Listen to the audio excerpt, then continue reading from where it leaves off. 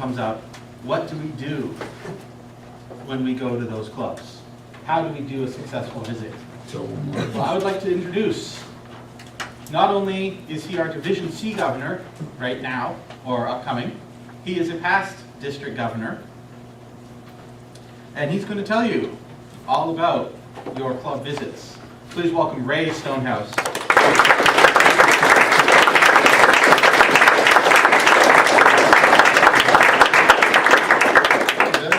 I suppose I should be grateful that you didn't introduce me as the boss. That would be Sandra. Area governor, making stronger clubs. Why am I up here? That's a good question. The short version of this presentation is that if you read your manual, and if you do everything that's in your manual, and if you read the job description that's on the web page, and you do everything on your job description, and if you complete a area governor and division governor yearly plan of action, you will have an exceptional year. You will also have no time to do absolutely anything else in life. You won't be able to go to work. You won't eat. You won't feed yourself. Your personal hygiene is likely to become a popular topic of conversation around the household. So that's one end of the spectrum, and then there's the other end of the spectrum. So now Doug did give an interesting introduction to why I'm up here. Just expanded upon a little bit further. I also found out this morning that I knew that I was president of 2 clubs. I also found out this morning that I was the president of a 3rd club. So, and I'm also the District 21 webmaster. So Doug's theme, test your limits. How much? You're really, at what point are your limits being tested? As the district governor, unless you've taken on the role, and there's a few people here who have taken on the role, you don't realize what goes on behind the scenes. Because the district governor, your role is to build a stronger district, and you do that by working on or with the individual member and the individual clubs that they are members of. So the area governor role, this is really who this presentation is directed at, you are our direct interface between the district, we call it the top 3, but really I've just learned as a district governor that they're not the top 3, they are actually the bottom 3. This man here is going to become the lowest man in our entire district. Because we have our organizational structure, our hierarchy is different than you would have in your work site. Instead of your boss at the top, we have our member. We have our member, then we have the 7 club executive, we have full 7. Then you have the area governors, which we have a large number of you in this room. Your role, of course, is to support those teams of 7 members. The division governors, our role is to support you as area governors. And the top 3, their role is to support all of us in our job, and our job is helping the member succeed. So as the district governor, we get privy to different information. We get reports twice a year on how your clubs are doing. And those reports are very valuable to us, and that's the area governor reports that you are going to be completing. Has anybody how many area governors here have served as an area governor before? Oh, we have lots of experience in this room. And it's going to be an interactive presentation, so I'm going to rely upon you. Interestingly enough, as the district governor and the lieutenant governor of education and training before that, that's 2 years of looking at area governor reports. That means in those 2 years, I've seen close to 1,100 club reports. And I've read every single word of them, every single one. Where's my fellow district governor? Mike, did you read every single word? Every one right. Margaret, we're not so sure about. We're not so sure about Margaret. Where's Margaret? Margaret's not here. Did you read every word? Of course I did. Joanne? Yes. There you go. You're hanging on every single word that you're putting in on your reports that you're doing. Now, what I found interesting in my year as district governor, it'd be amazing to hear at the end of, close to the end of the year in May, I actually had division governor come to me and say, I don't know who my area governor is. Ooh, we've got a problem here. First off, the area governor is not making themselves known. They're missing in action. The division governor is not doing their role. We've also had club presidents that have came to me when I was the district governor towards the end of the year and saying, I don't know who my area governor is. So So there's something missing in there. One of the things when I was sitting down listening to Margaret's presentation and then listening to Mike's presentation, I think what's going to happen is that all of our presentations are going to step on the people that come after us, president, their toes. Margaret gave pretty well the first half of my presentation. Mike finished off my presentation. So are there any questions on those? Something that I really found interesting was that the area governors, towards the end of the year, we have to remember, you're volunteers, you're taking this position on, the pay is not all that good. Would you admit to that? It gets worse as you get, the pay gets less. Your time goes up and your pay gets less. So the pay is not there. So you have to find a reason to take on this area governor role. And the reason is you have to decide that for yourself. What do you hope to achieve at the end of your year? What do you hope to get out of it? Is it you want to practice your leadership skills? You want to go out there and give more speeches to different groups that you wouldn't have the opportunity? You just want to practice your networking and mingling skills. It's really a matter of what you hope to achieve. Because once you figure that out, that's your leverage point. Then you can start to work with all your different clubs to see if they can help you meet your needs. Because that's the big carrot. We don't pay you. There has to be something in there for you. And if you're helping the clubs themselves meet their needs, it's a win-win situation. But one of the things that came up was, and then the people that have served as area governors, one of the bottom lines on the area report is, what can the district do to help my club? And I don't know how many times I saw it. The area governor has written, the district should be more visible. Well, I've got news for you all. You are the district. As the area governor and the division governors don't make club business, but the area governor, you are the direct interface, you are the representative of the district. So if the club has recognized the fact that they could use some additional training or some bigger picture ideas that they don't necessarily get, that falls into your lap to do it. And nothing says that you have to do it on your area governor visit. Some areas are quite open to having different, we started a project, a process for lack of other words, called TLI, Toastmasters Leadership Institute, a couple years ago. Really hadn't been done a lot within District 21 Toastmasters, certainly had been other ones. What the idea is that you provide extra information. So you may tack it on to your regular area contest, or you may tack it onto a division contest or an education session, but you're putting out information for other Toastmasters to attend. It's a value-added program. And that's a great way to get other people to come into the program that, well, I don't want to be a division or a club officer. Once they see the club officers having fun at a assuming they have fun. You have fun in the club officer? I had fun. Assuming they're having fun, they're more apt to join on and take on that role. Because, let's face it, some of these executive roles, when you first say, yeah, I'll take it on, it's pretty scary for that period of time until you have your training session. Then you find out, well, that is scary, because then you find out all the things that you are responsible for. So, as I say, I've had to adapt my presentation from Margaret and Mike. So what I want to give you is some sage advice. Now, some documents that are of value to you, the manuals, yes, they are quite thick. There's a lot of information in there. What I suggest you to do is get yourself one of those yellow highlighters. It's your manual for the year. It's of no value at the end of the year. Go through it and highlight everything that applies to your position. And if it doesn't make any sense, just go up the line, down the line in our case, because we decided that. As area governors, go to your division governor saying, I found something in my manual here, I don't quite understand it. Talk to your division governor. If you're division governor and you don't know what it is, this is why you have your team of 3, your lieutenant governor education training. Where's he hiding? Tom's still here, Tom left the building. Tom's still in the building. If you have problems with the educational program or anything specific, there's always somebody to ask. You don't have to puzzle over some of these things. Some of the other documents that are important to you, has anybody not been to the District 21 website? Not been. What, you have never been there? Well, I'm just checking. I'm just showing what it's like to show you that. I've been there a couple of times because I'm also the district webmaster for the last couple of years.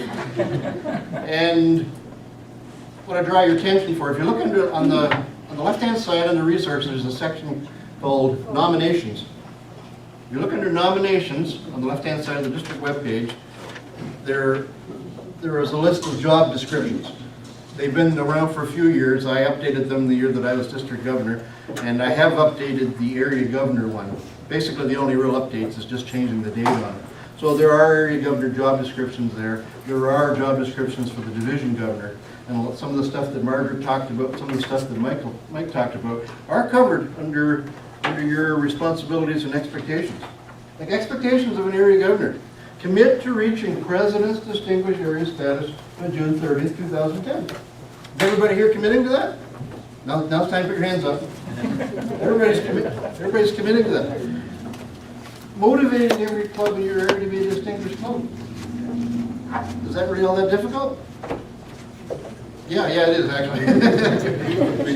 Teasing, shaking his. It is a challenge because they don't always see the big picture. One of the things that didn't come up in my introduction was I've served as club president twice before. I've served as area governor on 2 occasions before. I've served as division governor on 1 occasion before. So I've been taking on a leadership role every single year. And in the beginning years, the district trio used to come to me and say, we need more CTMs, because that's what they were back in those days. We need more CLs. It's just numbers. I didn't appreciate it. It didn't mean anything to me at all. Until I became the Lieutenant Governor in Education and Training, and I had my knuckles wrapped a few times, these numbers really are important.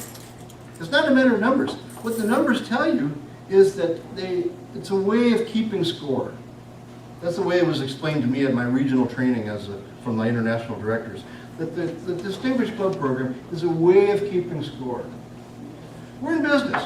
Our business is providing economical, communication, and leadership training. We're the best at that. There are other companies that do it. There are companies that charge a lot more money than what we do. But we are the best at what we do. So our product is providing that competence, or that communication and leadership training. One of the ways we do it is by maintaining a quality assurance program, which is a Distinguished Club Program. So if we're, as area governors, are influencing our club members to participate in the program, if they're putting out a quality program where checks and balances are in place, you have VP of Education is doing their role of making sure that the integrity of the education program is in place. They're challenging people to take on increasingly more difficult speeches. You've got membership, VP of Membership, VP of Publicity. They're bringing new blood, new people in. That's a quality assurance. You're going to have a good club. If you have a good club, you're going to churn out these numbers for those people who like the numbers, but you're more likely to get more people in because they see that this is a strong, vital club. So that's why we do it.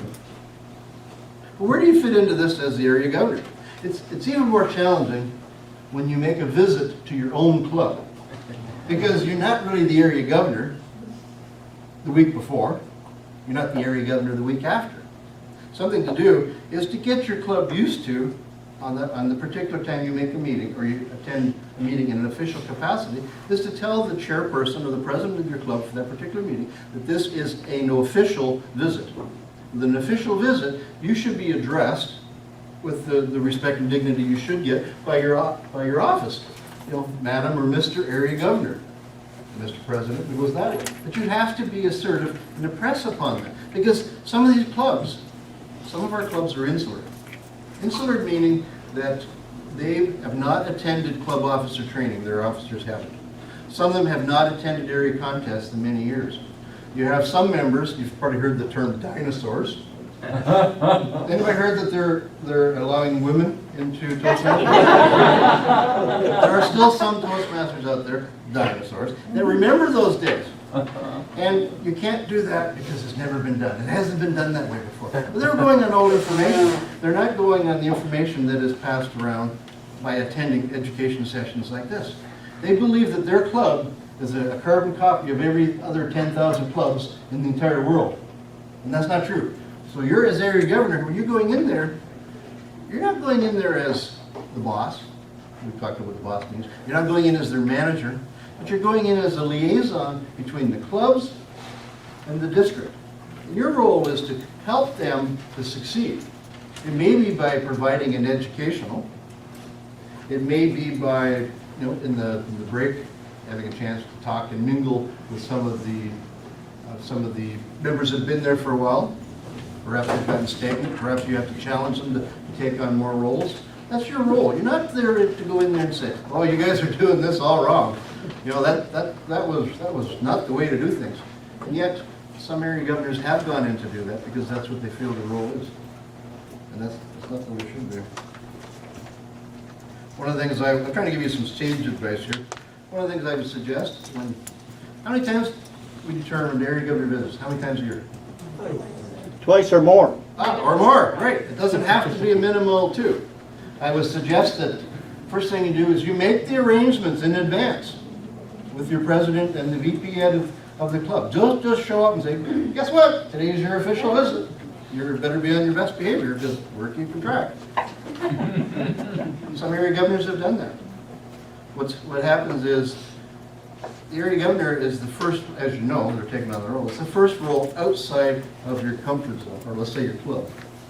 Everybody knows when you're in your club. All of a sudden, you'd have to start visiting 4 to 7 different clubs, and it'll be your areas. So that can be for people that are just starting to become more self-confident, self-aware, self-assurance. That can be a daunting task, and that's probably where the problem lies. And that I would challenge any division governor if you're seeing some patterns of, just say, non-performance in your area governors. It may be just a shyness coming in. It may not be that they're throwing today is getting grammarian, they're not being obstreperous, anything like that.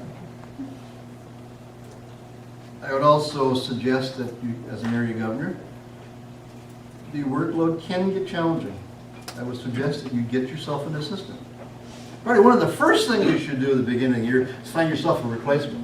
Because guess what happens?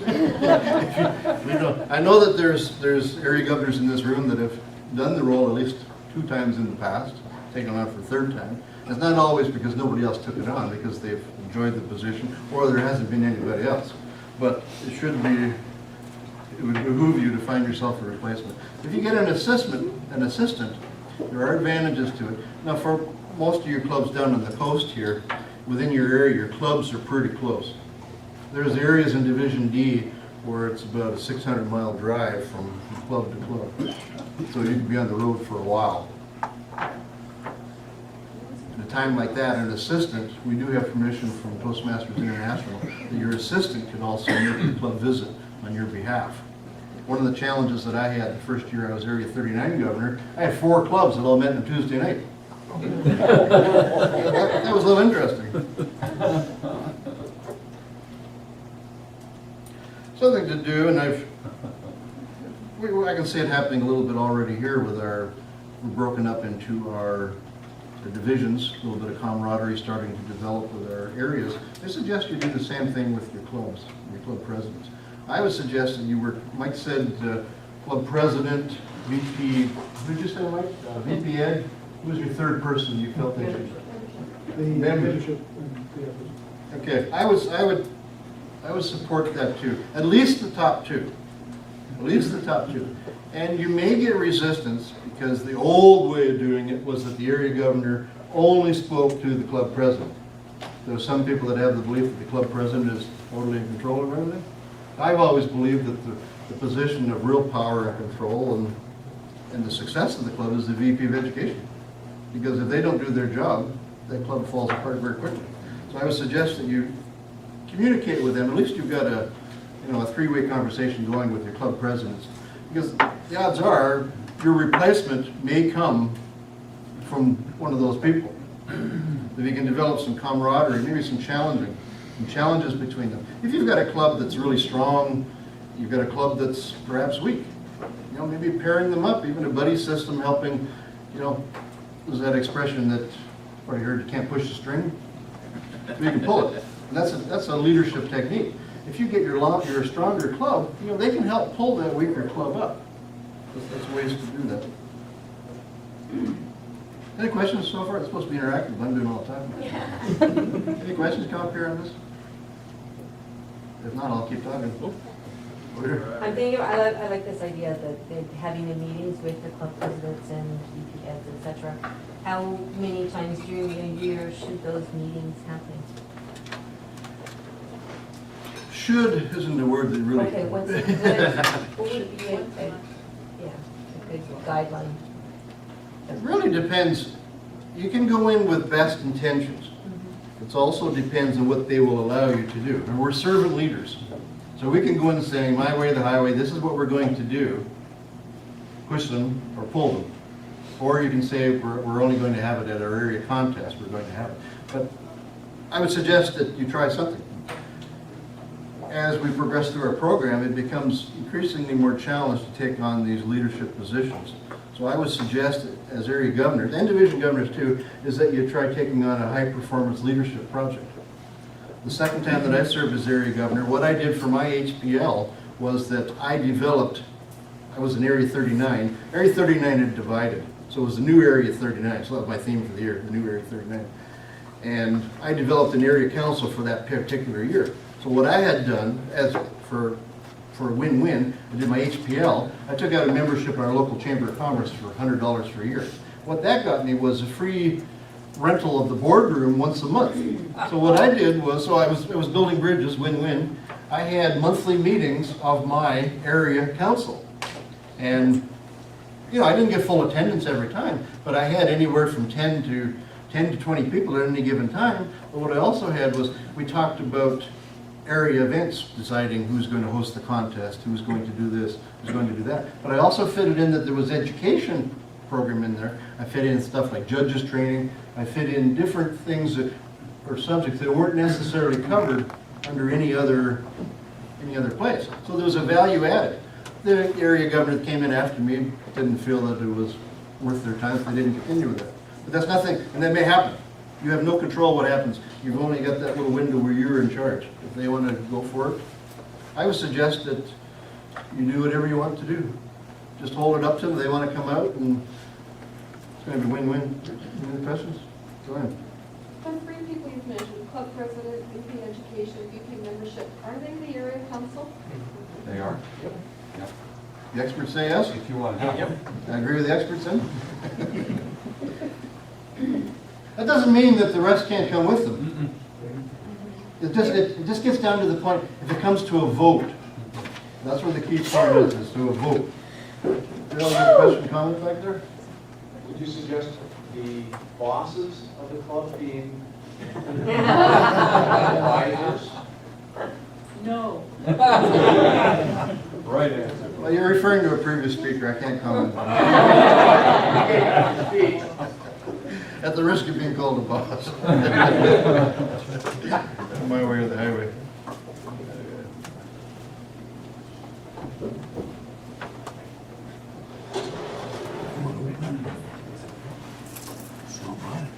Has anybody seen a club area visit form? I'm going to be sending out, one of the things I have on the district web is that there is a link to a website or web page of resources for area and division governors and district teams that I created a couple years ago. So the last couple years I've been using it. I need to get new information on there from Doug, and I need to update it. But Page 129. In the manual? Yeah. no, it's online. No, yeah, the manual too. One here. Page 129. What is? Report. Okay. Yeah, I would suggest that, well, there are some online, where I was going with that, there are some online versions of it. I would suggest that you send it to your clubs in advance. Because once you get there, certainly the corporate clubs and some of the other clubs, they're chop. When that time is over, they want to get out of there. They don't want to sit down with you and answer your questions. Because it's the same questions over and over again. Yet it's information that we need. And what we basically need is to know who are the up-and-coming Toastmasters so that we can help find win-win situations for them, and, taking on charity contests, finding opportunities for them. So I would suggest that you contact your club president, your club VP of Ed, saying, I'm coming, does this date work for you? These are the expectations of what my visit will be about. And put the information out there so they have a chance to send it back to you. Then when you go there, you've got your form ready, and then you just agree with it. Because sometimes what your governors aren't aware of is, you're going to do it online, and we'll send you a link to that. There's a tutorial that shows you. I just have to update the tutorial. It'll show you how to do an area governor report, the kind of information that we're looking for. We want to make sure that you're doing a quality, you're there for quality assurance purposes. You're there to help. And sometimes things come up, more business from the district. As I said, you are the district. But other things come up too, is that, you know, we haven't seen this in 10 years, we haven't seen this. So as district officers, we look at that information, and perhaps, you know, it may come up that we need judges training for contests, and we put that in place. I would suggest that you do not make your official visit on the contest day, unless there's absolutely no way that you can't do it. Because you're depriving yourself, you're not seeing the club in its best light. Well, you're basically in first life. Well, I have done it, but I would suggest that you don't do it. How long do I got for it? I haven't seen any lights. Question, John? Ray, going back to area governor visiting his own club, what I've done in the past that has worked well is get the president to have somebody introduce you. It's really worked well for me. Yeah, and there are advanced manual projects. You know, serving as a Toastmaster for the night, if you find a way to win-win. Yeah, when you go there, it was either Mike, I think it was Margaret had mentioned that when you're going there as the area governor, trying to fit in an educational. The first time I served as area governor, I was still quite, you know, lack of self-confidence, I'm sure. And I was doing speeches. I went and made a mistake with the one speech that I went really, there's one advanced speech that's very challenging. I don't know if anybody's done it. You have to pick 5 speeches. Yeah. You done that one? I go 5 speeches. So I did that at a morning club, quarter to 7 in the morning. And I had 5 topics. And for those that don't know, I'm a registered nurse. I'm also a shop steward for BC Nurses Union. We had a labor dispute with the government the year that I was serving as area governor. We weren't on strike. We just stopped doing the hundreds of hours of overtime. So the topic that they drew was, guess what? It was that particular one. So I had some of the feedback come to me and say, you know, Toastmasters isn't a place for politics. Well, I'm not so sure about that. But the learning lesson is that I look at it back now in retrospect, that I wasted my opportunity. I really should have been doing something educational with that club. Maybe I should have had something on speech topics. Yes, it is a place for politics. It is a place to talk about sex, politics, everything else. As long as your audience is aware of it and they're participating in it and they agree with it, there really shouldn't be any taboos. That I'm getting on my soapbox here again. Something I would suggest, I looked at the logistical side of things. Is anybody familiar with a SWOT analysis? It's not where you go after flies and try to hit them. SWOT, write down SWOT on a piece of paper. I would suggest that you all do this, and certainly you see this very carefully? As your next email comes out. SWOT stands for strengths, weaknesses, opportunities, and threats. So when you're coming in July 1st, we've had a couple look at our statistics through our last presenters. July 1st, it's going to take a while, I think. When do we start seeing new stats? 16th July? 16th or 17th, you know, far away as the 20th. They will update it. So those are your baseline stats. So you're going to take a look at that, and you're going to see where your strong clubs are. So if you have clubs that are single digit, that's going to fall into a weakness. Single digit, well, under 9. If they get 6 or under, that's when their charter gets into jeopardy. So if you start getting 9, 8, 7, 6, you have some challenges there. So those are weaknesses. They become a threat because they can very easily become a club that is no longer. And it can happen very easily. So strengths, when you look at who's your strong clubs, that's one part of it. But why are those clubs strong? I would suggest doing a SWOT analysis on the individual club. We have a club, I'll speak from my area, Area 39, our strongest club, is the Kelowna Toastmasters. They've been meeting for 52 years in the exact same location. And they have a strong program. I wouldn't want to be a member of that club because it's not my style. They follow the rules. They follow the rules a little more than perhaps than I would. They're a little more official. But they are known for Toastmasters in our community. So people know Toastmasters, Monday night, the Ramada Lodge. So they go there, so they get the people up there. But the room's a little more expensive, so they have to charge more. They have to keep their numbers up. But it's a different style of club. But they have a strong program, no ifs, ands, or buts. They are a strong club. So if my own club, we're struggling with membership. Our last 2 meetings, we only had 6 of our members out. Somehow in the Okanagan, people have other things that they want to do on a Tuesday night.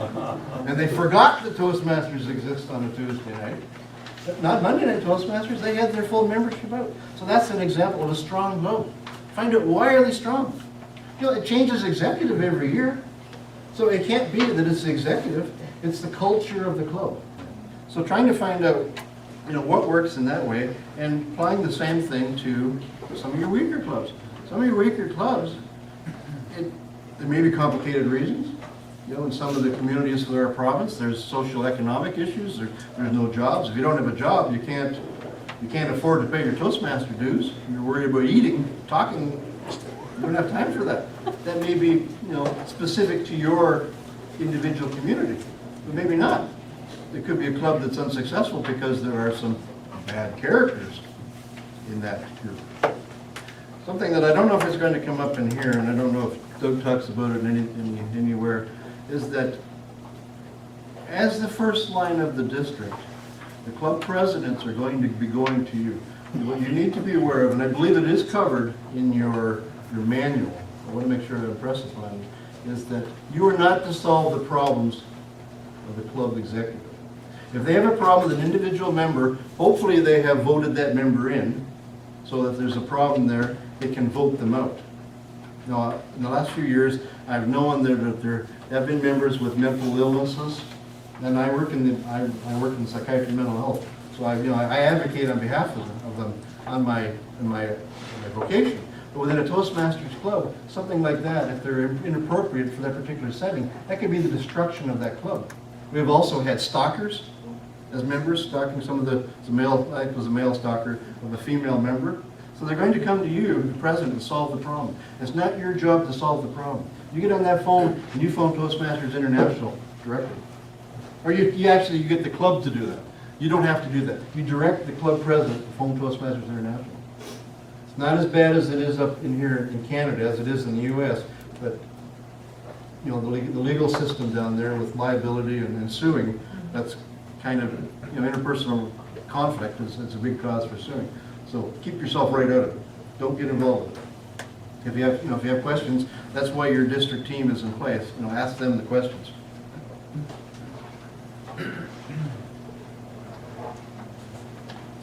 I would really promote following the success plan at the area and division level.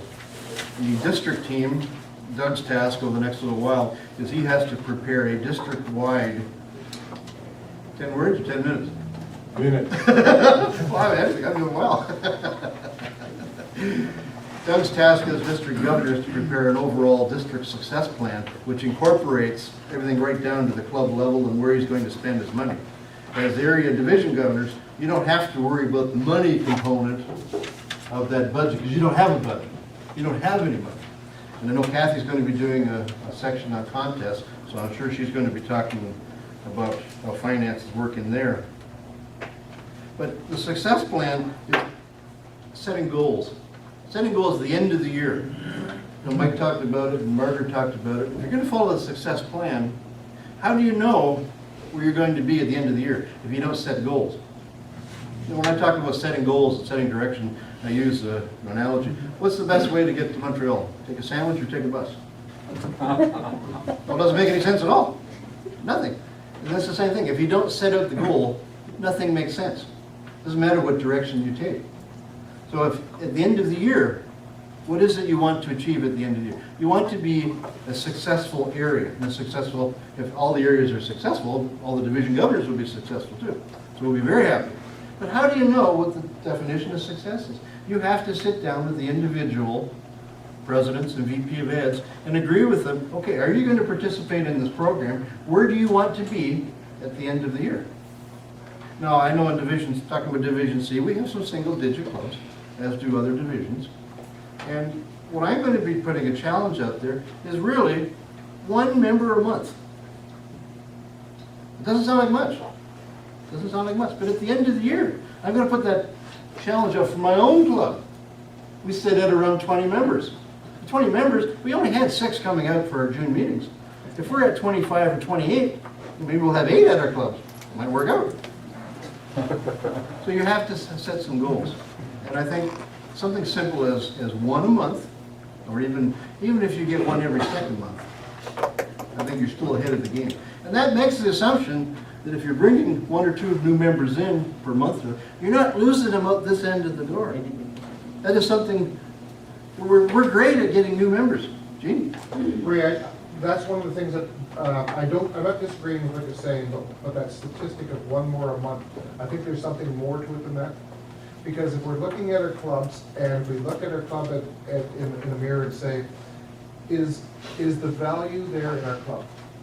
Because if you can't see the value, if you haven't focused on that, then getting that 1 more person in the door, the people are going to be leaving the club just as fast. I wonder if that's something that needs to be focused at the exact same time as that number. I think you're right. I don't think you can, membership, we're talking smaller clubs. We're not talking members of 50, clubs of 50 people. Because they, put it at 62 at the end of the year. We're talking smaller clubs. If that is a single-digit club, you have to say, why is that a single-digit club in the first place? It's not just a matter of members coming and members going. It could be the program sucks. There's no quality to the program. They're just getting together for coffee, and they're not actually having any speeches. There's no personal growth. There's no camaraderie. There's no social. There's no fun aspect to it. Why go to a club if it's painful? So you're right in the sense that membership, it gets back to me saying that I really don't go for the numbers. However, once a club starts getting down to that, if you don't set some sort of a goal, 1 a month may not be a realistic goal for all clubs, but perhaps for some of the smaller clubs, it may be. Any more questions? So this, the point on what Gene says, like, it goes hand in hand. Like, it's good to have a goal to get the members in, but, you have to work on giving them something to work out to stay for. And what would that be? Good meeting. So if you don't have a good meeting and you don't look at the club meeting. Okay, to the next level. What's a good meeting? This is live, folks. We'll see where this goes. What's the definition of a good meeting? Having fun and learning something. Having fun and learning something. What else? Food. Fun and time. Food. Well, food works, yeah. I like that. What else? Well, specifically, what about the evaluations? Strong and Good constructive. quality, people are learning from it, they're being challenged, they're not being felt like they're being picked on or tortured. Okay, so that's part of your definition of a good meeting. What else? Seeing people improve. Yes? Recognition. You want to see the people, they're really friendly. Social. People come up, some people have come up for 20 years and haven't given a speech in many years. They enjoyed it. Nurturing environment. Nurturing environment. Thank you for that, Tom. You don't have to have a patented or trademarked or anything, do you? 3 things came to my mind, Rae. I thought one was the attitude equals altitude. Another one That was sounds familiar. A second one was having some serious fun in the club. And the third one that came to my mind was testing their limits.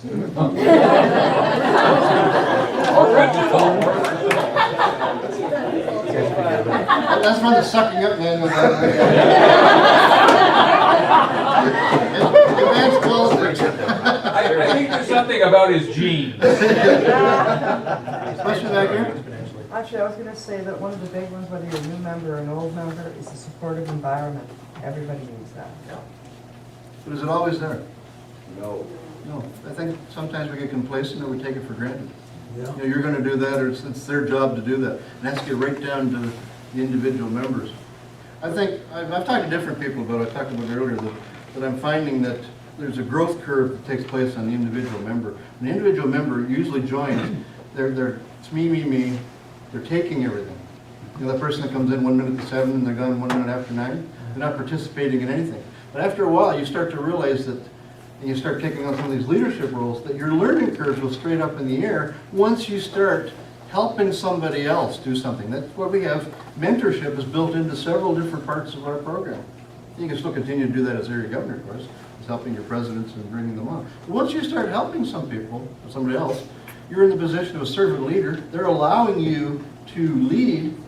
You've got influence over them. You're developing your leadership skills. They're benefiting from it. That's your supportive environment. That's why people keep coming out. Versus a club where there's no mentoring, no support. Chop, chop, let's get her on, let's go. Comments, questions? Well, the one thing I've heard people say, education and these different things. But the one thing that hasn't been mentioned is that a lot of people join Toastmasters because they want to get over their fear of public speaking. And that is what Toastmasters mostly encompasses. And so if they come to a club and they're not getting that education that they originally searched for, they get other things from the club as they go along. They do get the social aspect and the other aspects, the food and the other things as they go along. But their initial joining is what satisfies the person when they join the club.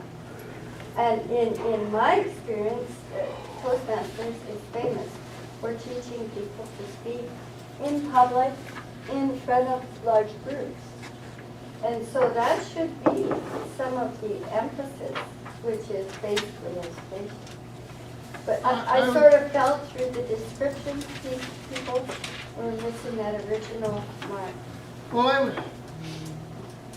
the VP of membership, really the gist of what their duties is to find out why the person's there, what they hope to get, what they hope to achieve, and is the club servicing those needs.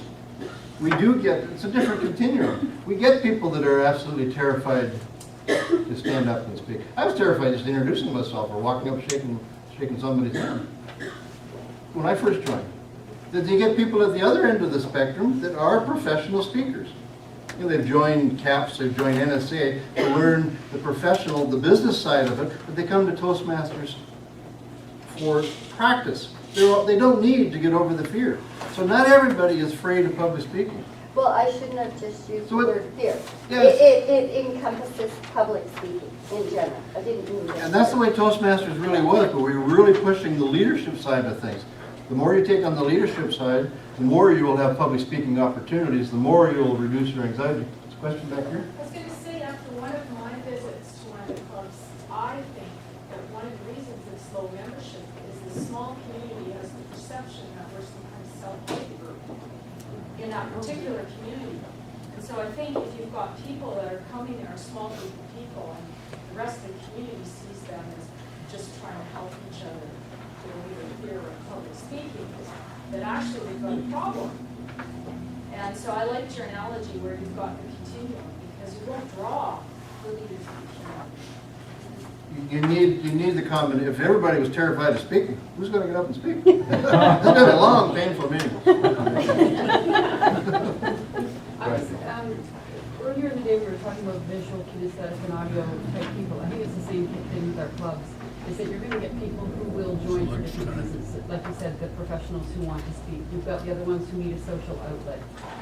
So I think that by providing all of those areas, the one thing that you will find with people who are coming into a club that maybe don't know anyone, if there is a social aspect, they feel more comfortable to start with, and that will allow them to sort of get over their fear of maybe hanging out with these people. I know the first time I spoke, I shook for 2 hours afterwards, and I was terrified. Yeah, it's true. And so I think that it's a little bit of everything that we have to sort of foster in the clubs in order to make people want to join. I think it's a good start. We have I was a little over 6 months before I did my icebreaker.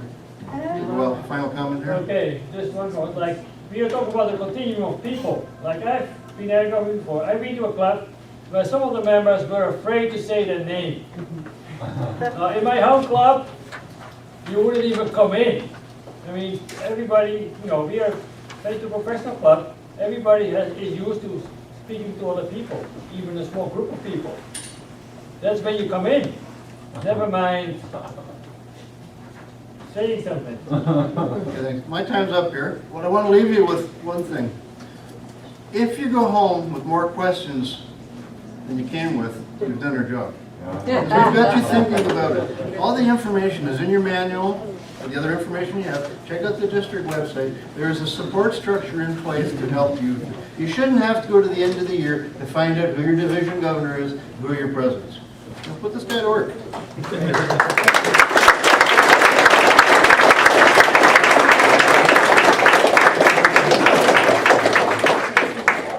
Thank you, Ray, for giving us a question comes out. What do we do?